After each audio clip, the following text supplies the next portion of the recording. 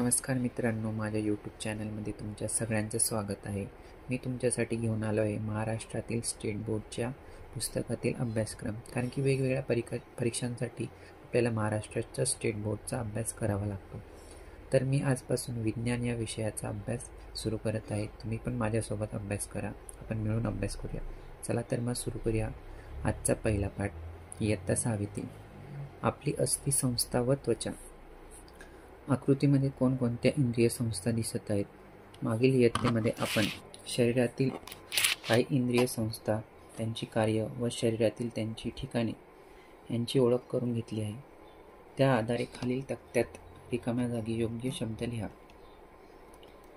इथे एक तक्ता दिलेला आहे. इंद्रियांचे नावं, कार्य आणि पोकळी. हृदय काय कार्य करतं? तर रक्त पंप करण्याचं कार्य करतं. ते कुठे असते? तर छातीच्या पोकळीमध्ये असते. दुसरं इंद्रिय आहे फुफ्फुसे. फुफ्फुसाचं कार्य काय? श्वास घेणे, श्वास सोडणे हे फुफ्फुसाचं कार्य आहे. तर तो कुठं असतो? तर तो असतो छातीच्या पोकळीमध्ये. आतडे. आतड्याचं कार्य काय? अन्नाचं पचन करणं. चौथा इंद्रिय आहे मेंदू. मेंदूचं कार्य काय? आपल्या शरीरातील क्रिया त्यांच्यावर नियंत्रण ठेवण्याचं काम किंवा डिसिजन घेण्याचं काम ह्या मेंदू करत असतो. कधी कधी आपण खेळताना पडतो किंवा आपल्याला अपघात होतो, तेव्हा आपल्या हाताचे किंवा पायाचे हाड मोडते. यालाच आपण अस्थिभंग असे म्हणतो. अस्थि म्हणजेच हाड. अस्थिभंग झालेल्या व्यक्तीला असह्य वेदना होतात व ज्या भागाला अस्थिभंग झाला आहे तेथे आपल्याला लगेच सूज येते. बहुतेक वेळा आपण खेळताना पडतो किंवा काही करताना आपल्याला लागते, तेव्हा काही वेळेला आपले हाड मोडले जाते. त्यावेळी त्या भागी काही प्रकारे असह्य वेदना होत असतात किंवा हाडाला आपले सूज येत असते. त्यालाच अस्थिभंग असे म्हणतात. इथे तुम्हाला ह्या चित्रामध्ये अस्थि किंवा हाडाचे सांगडे दिसत आहे. इंद्रिय संस्था व मानवी सांगडा इथे आपल्याला दिसून येतोय. शरीराच्या पोकळीमध्ये विविध इंद्रिय सुरक्षित असतात. आपल्या शरीराच्या आतील सर्व भागांचे संरक्षण करणारे मानवी सांगाडा हे एक संरक्षक कवच आहे. इथे छानशी एक इमेज दिलेली आहे एक अस्थिभंग झालेल्या मुलाची. तुमच्या एखाद्या मित्राला अपघात झाला व त्याच्या पायाचे हाड मोडले तर तुम्ही काय कराल? अपघात झाल्यावर अस्थिभंग झालेल्या भागाची हालचाल होऊ देऊ नये. तो स्थिर ठेवावा व वैद्यकीय उपचारासाठी घेऊन जावे. दवाखान्यात गेल्यानंतर ज्या भागाला सूज आलेली आहे त्या भागाची क्ष-किरण प्रतिमा किंवा एक्स-रे इमेज घेतात. क्ष-किरण प्रतिमेचा शोध रॉन्टजेन यांनी लावला आहे. अतिशय महत्त्वाचा मुद्दा आहे. क्ष-किरणाचा शोध कोणी लावला? तर रॉन्टजेन यांनी लावला आहे. आपण दवाखान्यात गेल्यानंतर आपल्याला एक्स-रे काढायला लावतात. अशा प्रकारे मोडलेल्या हाडाचा किंवा कोणत्याही भागाचा आपल्याला एक्स-रे हा काढला जातो. त्या एक्स-रेवरून आपल्याला कोणता भाग किंवा कोणता अस्थि ह्या मोडलेल्या आहेत ते आपल्याला ह्या चित्रावरून दिसते आहे. इथे त्यानंतर बेड रेस्ट करावा लागतोय. प्लास्टर वगैरे केलेलं असतं. क्ष-किरण प्रतिमेच्या आधारे हाड नेमके कोठे मोडले आहे याची आपल्याला माहिती मिळते. त्यामुळे योग्य उपचार करणं शक्य होतं. मानवी अस्थि संस्था. आपल्या शरीरामध्ये सर्व हाडांचा आकार एकसारखा नसतो. प्रत्येक हाड हे वेगळे आहे. सर्व हाडांचा मिळून एक सांगाडा तयार होतो. सांगाड्यामुळे शरीराला आकार प्राप्त होतो.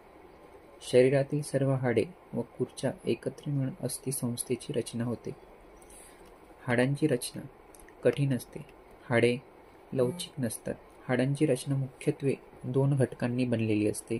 अस्थिपेशी या जैविक असतात, तर कॅल्शियम कार्बोनेट, कॅल्शियम फॉस्फेट, खनिज, क्षार यांसारख्या अजैविक पदार्थांपासून हाडे बनतात. कॅल्शियममुळे हाडांना मजबूतपणा येतो. म्हणजे हाडांची रचना 2 प्रकारे होते, एक जैविक किंवा अजैविक.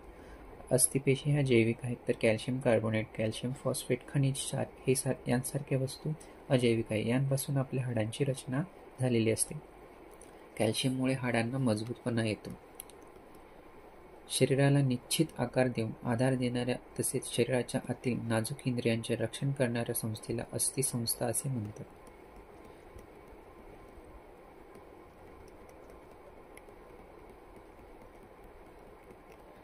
इथे बघूया हाडांचे प्रकार. आपल्या शरीरातील हाडांच्या आकारानुसार प्रामुख्याने 4 प्रकार पडतात. चपटी हाडे, लहान हाडे, अनियमित हाडे, आणि लांब हाडे. चित्रामध्ये तुम्हाला त्याच्या इमेजेस दिलेल्या आहेत, त्यावरून आपल्याला समजू शकते की कशा प्रकारचे हाडे हे आपल्या शरीरामध्ये असतात. चित्रातील सांगाड्यावरून तुम्ही ते प्राणी ओळखू शकता का? त्यांच्या हाडांची रचना कशी आहे हे आपल्याला समजते.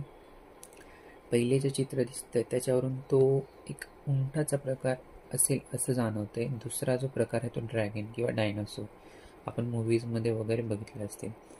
तिसऱ्या चित्रामध्ये आपल्याला माशाचा प्रकार दिसतोय. तर चौथ्या प्रकारामध्ये चौथी जी इमेज आहे त्याच्यामध्ये आपल्याला सापाचा प्रकार दिसतोय.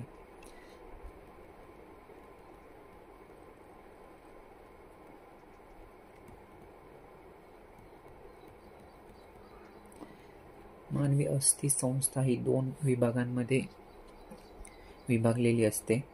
अक्षीय सांगाडा व उपांग सांगाडा असे मानवी अस्थि संस्थेचे 2 भाग आहेत. अक्षीय सांगाड्यामध्ये कवटी, पाठीचा कणा, छातीच्या पिंजऱ्याचा समावेश होतो. ते सर्व शरीराच्या मध्य भागातून जाणाऱ्या रेषेभोवती मध्यभागी असतात. उपांग सांगाडा हा या मध्य रेषेच्या बाजूंच्या हाडांचा मिळून तयार झालेला असतो. यामध्ये हात, पाय या हाडांचा समावेश होतो.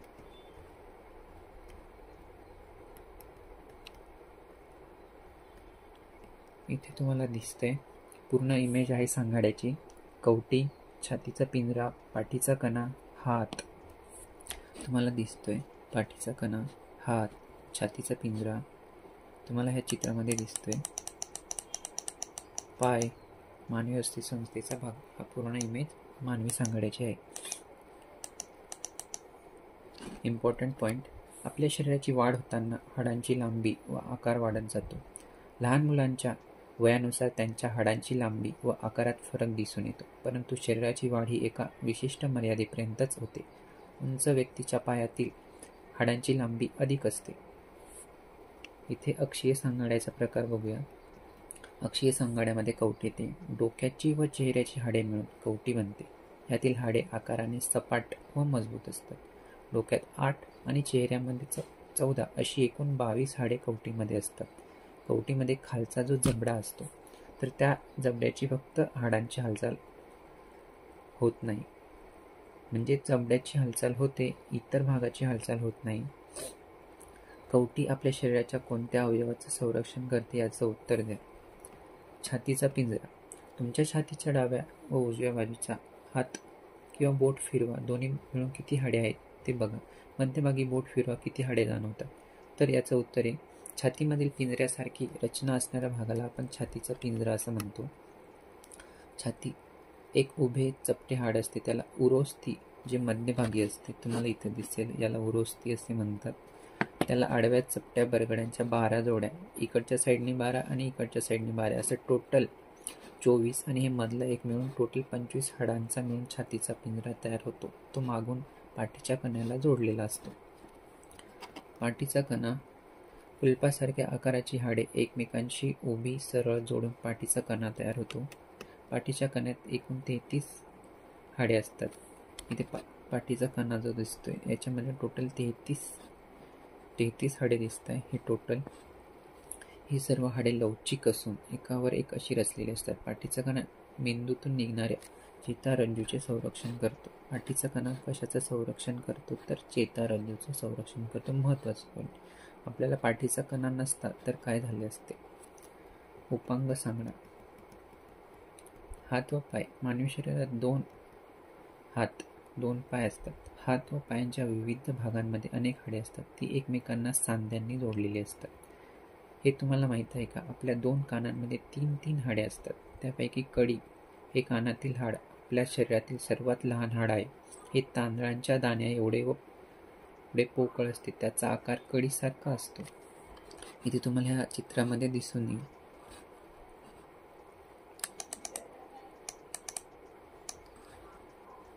वेट एकच मिनिट मित्रांनो. ओके, इथं बघा छोटासा जो पार्ट आहे त्याला कडी असे म्हणतात. मानवी शरीरातील सर्वात लांब आणि मजबूत मांड्यांमध्ये असते त्याला उर्विका असे म्हणतात. हा जो पार्ट आहे याला उर्विका असे म्हणतात. हा शरीरातील सगळ्यात मोठा हाडाचा प्रकार आहे आणि छोटा जो आहे तो स्टिरअप म्हणजेच कडी, जो कानाच्या याच्यामध्ये अवेलेबल असतो.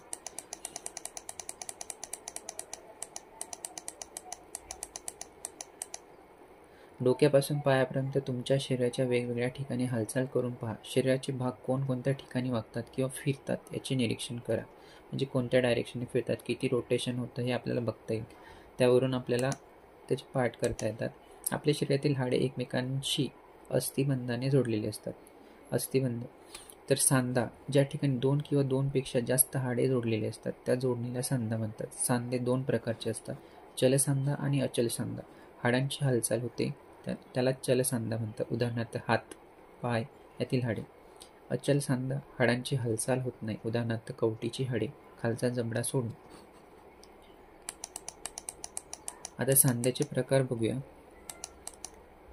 चलसांध्याचे काही प्रकार अभ्यासूया. बीजागिरीचा सांधा, इथे तुम्हाला त्याची इमेज दिसते. बीजागिरीचा सांधा इथे तुम्ही बघू शकता. या प्रकारच्या सांध्यामध्ये हाडांची हालचाल एकाच दिशेने शक्य होते. या सांध्यांची हालचाल 180 डिग्री कोनात होते. कोपर आणि गुडघा तुम्ही हलवून बघा, 180 डिग्रीच्या कोनामध्ये तो मूव्ह होतो.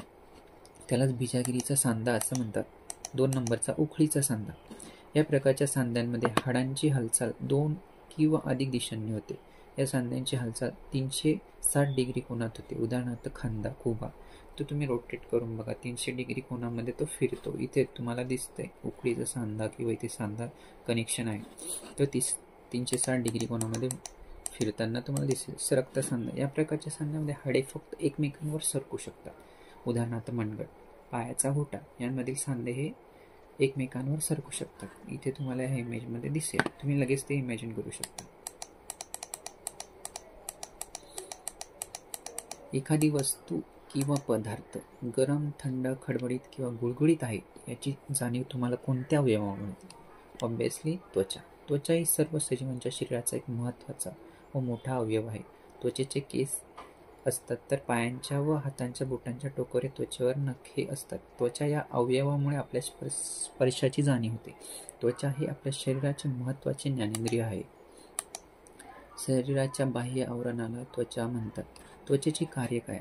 शरीराच्या अंतरंगाचे जसे स्नायू, हाडे, इंद्रिय संस्था इत्यादींचं रक्षण करणं, शरीरातील आर्द्रता राखून ठेवण्यास मदत करणे, जीवनसत्वाची निर्मिती करणे, शरीरातील घाम बाहेर टाकून शरीरातील तापमान नियंत्रण ठेवणे, उष्णता, थंडी यांपासून संरक्षण करणे.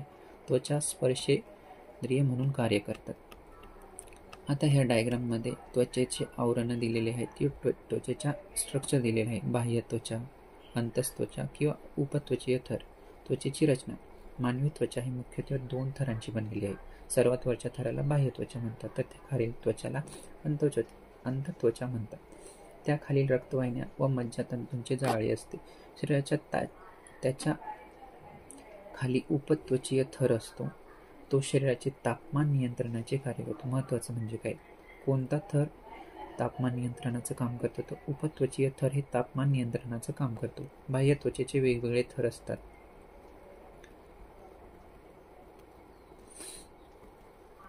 सांगा पाहू. उन्हात चालल्यामुळे अथवा उन्हात खेळल्यामुळे काय होतं? उन्हातून चाललो अथवा खेळत राहिलो सारखं आपण, तर आपल्याला घाम येतो. ऑब्व्हियसली यालाच घाम असं म्हणतात, बरोबर. त्वचेमध्ये घाम तयार करणाऱ्या ग्रंथी असतात, त्यांना घर्म ग्रंथी असे म्हणतात. आपण सतत खेळत राहतो, त्याच्यामुळे आपल्या शरीरात जो घाम निर्माण होतो तो कशामुळे निर्माण होतो, तर त्या घर्म ग्रंथीमुळे निर्माण होतो. आपण खेळत किंवा इतर कारणाने शरीराला श्रम झाले की शरीराचं आपलं तापमान वाढतं, शरीर गरम पडतं, घामाची निर्मिती होते, आपल्या शरीराचे तापमान कमी होण्यास मदत होते. आपल्या शरीराचे तापमान नेहमी 37 डिग्री सेल्सिअसच्या जवळपास कायम राहते. महत्त्वाचा मुद्दा आहे, आपण खूप खेळत असतो, आपण वर्क करत असतो, तर आपल्या शरीराचं तापमान हे वाढत असते. ते तापमान मेंटेन करण्याचं कामसुद्धा त्वचा करत असते. शक्यतो शरीराचं तापमान हे 37 डिग्री सेल्सिअसच्या आसपास हे असतं. आता मॅलेनिन काय प्रकारे? त्वचेच्या थरामधील पेशीत मॅलेनिन नावाचे रंगद्रव्य असते. मॅलेनिन त्वचेतील विशिष्ट ग्रंथीत तयार होतं. मॅलेनिनच्या प्रमाणावरून त्वचेचा रंग गोरा किंवा काळा ठरतो. त्वचेचं प्रमाणामध्ये मॅलेनिन जास्त असेल त्याची त्वचा ही काळ्या प्रकारची असेल. मॅलेनिनचं प्रमाण जर कमी असेल तर त्याची त्वचा ही गोरी किंवा थोडीशी पांढरी असते, असं समजू शकता. वातावरणाचाही इफेक्ट हा त्वचेच्या रंगावर होतो. मॅलेनिन त्वचेचे व आतील भागांचे अतिनील किरणांपासून संरक्षण करते. हा महत्त्वाचा पॉईंट आहे, एक्झाममध्ये बऱ्याचदा विचारतात. निरीक्षण करा व चर्चा करा. ओके. तुमची त्वचा व तुमच्या आजी आजोबांच्या अथवा घरातील वृद्ध व्यक्तींच्या त्वचेचे निरीक्षण करा. काय फरक दिसतो? ओके. जसे वय वाढते तसे त्वचेखालील असणाऱ्या चरबीचं प्रमाण हे कमी होतं, मात्र ताणलेली त्वचा मूळ स्थितीत येत नाही. म्हणून वयस्क व्यक्तींच्या त्वचेवर सुरकुत्या पडलेल्या दिसतात. तुम्ही तुमच्या आजी आजोबांचं किंवा जे वयोवृद्ध असतील त्यांचं निरीक्षण केल्यावर आपल्याला जाणवतं की त्यांचं जी स्किन असते ती अशी थोडीशी लूज झालेली असते किंवा सुरकुत्या पडलेल्या असतात. तेच लहान मुलाचे बघा, त्याचा चेहरा तेजस्वी दिसतो. माहीत आहे का तुम्हाला, आपल्या केसांचा रंगसुद्धा मॅलेनिनमुळे होतो. म्हणजे मॅलेनिन किती प्रकारे इम्पॉर्टंट आहे बघू शकता. काळी गडद केस हे शुद्ध मॅलेनिनमुळे, तर भुरे पांढरट केस हे मॅलेनिनमधील गंधकांमुळे आणि तांबडे केस हे मॅलेनिनमध्ये लोह असल्याने आपल्याला पाहायला मिळतात. ओके. शुद्ध असेल तर काळे गडद केस, भुरे असतील तर पांढरट केस आणि तांबडे केस असतील तर लोह असेल. ओके. आपल्या त्वचेच्या आरोग्यासाठी ती स्वच्छ ठेवणे महत्त्वाचे असते. त्वचेच्या रंगावरून भेदभाव करणे अशास्त्रीय व गैर असून कृत्रिमरित्या गोरे होण्याचा अट्टहास टाळावा. ओके मित्रांनो, आपण या पाठामध्ये काय शिकलो? शरीरातील सर्व हाडे व कुरच्या मिळून अस्थिसंस्था बनते. हाडांच्या सांगाड्यामुळे शरीराला आकार व आधार मिळतो. शरीराच्या बाहेरील आवरणाला त्वचा असं म्हणतात. शरीराचे व शरीरातील इंद्रियांचे संरक्षण करण्याचे महत्त्वाचे कार्य अस्थिसंस्था व त्वचा करते. अस्थिसंस्था व त्वचेची काळजी घेणे आवश्यक आहे. मानवी अस्थिसंस्थेचे कवटी, छातीचा पिंजरा, पाठीचा कणा, हात व पाय असे भाग पडतात. मानवी त्वचेचे अंतत्वचा व बाह्य त्वचा असे 2 थर असतात. ओके मित्रांनो, हा पाठ इथेच संपलाय. तुम्हाला याच्यात काही अडचण असेल तर मला कमेंट सेक्शनमध्ये टाका. व्हिडिओ आवडल्यास नक्की लाईक करा, शेअर करा आणि चॅनलला सबस्क्राईब करायला विसरू नका. Thank you so much.